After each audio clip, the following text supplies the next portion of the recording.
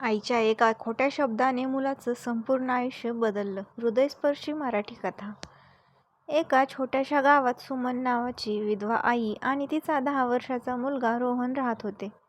नवऱ्याच्या मृत्यूनंतर सुमनने घराघरात कामं करून रोहनला वाढवलं. स्वतःशी उपाशी राहिली, पण मुलाला कधी उपाशी झोपू दिलं नाही. तिचं एकच स्वप्न होतं, माझा मुलगा मोठा माणूस व्हावा. रोहन अभ्यासात खूप हुशार होता. शिक्षकही त्याचं कौतुक करायचे, पण गरिबीमुळे अनेकदा त्याला मित्रांच्या टोमण्यांचा सामोरा जावं लागायचं. एकदा शाळेची सहल ठरली. प्रत्येक विद्यार्थ्याने 500 रुपये आणायचे होते. रोहन घरी आला आणि आईला म्हणाला, आई, मला सहलीला जायचं आहे. सुमनच्या हातात 1 रुपयाही नव्हता. पण मुलाच्या डोळ्यातील इच्छा पाहून ती म्हणाली, उद्या सकाळी पैसे मिळतील हा. रात्रभर तिला झोप लागली नाही. दुसऱ्या दिवशी तिने गावातल्या सावकाराकडून व्याजाने पैसे घेतले आणि रोहनला दिले. रोहन आनंदाने सहलीला गेला. पण त्या 500 रुपयांसाठी सुमनला मनोन महिने कष्ट करावे लागले. वर्ष सरली. रोहन इंजिनियर झाला. शहरात मोठ्या कंपनीत नोकरी मिळाली. आईचा अभिमान वाढला. काही दिवसांनी रोहनचं लग्न झालं. सुरुवातीला सर्व काही छान होतं, पण हळूहळू शहरातली आयुष्य, पैसा आणि प्रतिष्ठा यामुळे रोहन बदलत गेला. एके दिवशी त्याने आईला म्हटलं, आई, गावातच राहा, शहरात तुला करमत नाही. सुमनच्या मनाला मोठा धक्का बसला, पण मुलगा आनंदी राहावा म्हणून ती काहीच बोलली नाही. गावात एकटी राहू लागली. काही महिन्यांनी सुमन आजारी पडली.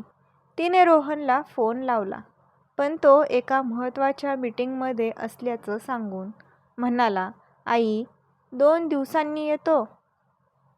ते 2 दिवस कधीच आले नाहीत, कारण त्या रात्री सुमनचं निधन झालं. रोहन गावात पोहोचला तेव्हा सर्व काही संपलं होतं. आईच्या उशाखाली त्याला एक छोटंसं पत्र सापडलं आणि त्यात लिहिलं होतं, बाळा, तू लहान होतास तेव्हा तुला कधीच गरिबीची जाणीव होऊ दिली नाही. प्रत्येक वेळी मी म्हणायचे, उद्या पैसे मिळतील. खरं तर माझ्याकडे काहीच नव्हतं अरे. पण तुझं हसू पाहण्यासाठी मी स्वतःचं आयुष्य विकलं. आज तू मोठा झालास.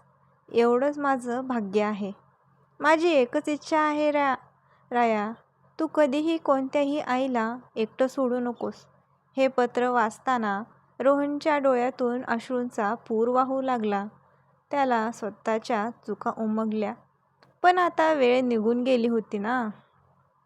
त्या दिवसापासून रोहनने आपल्या आईच्या नावाने गावात वृद्धांसाठी मोफत भोजन योजना सुरू केली. प्रत्येक वृद्धाश्रमामध्ये तो आपल्या आईचा चेहरा पाहू लागला. बोध फक्त एवढाच घ्या या कथेतून, आई वडिलांचं प्रेम कधीच पैशाने मोजता येत नाही. ते जिवंत असताना त्यांना वेळ, प्रेम आणि सन्मान द्या, कारण निघून गेलेली माणसं परत येत नाहीत. जर ही कथा तुम्हाला मनापासून आवडली असेल तर व्हिडिओला लाईक करा, आपल्या मित्रपरिवारासोबत शेअर करा आणि अशाच हृदयस्पर्शी मराठी कथा पाहण्यासाठी आपल्या चॅनलला सबस्क्राईब करून बेल आयकॉन नक्की दाबा.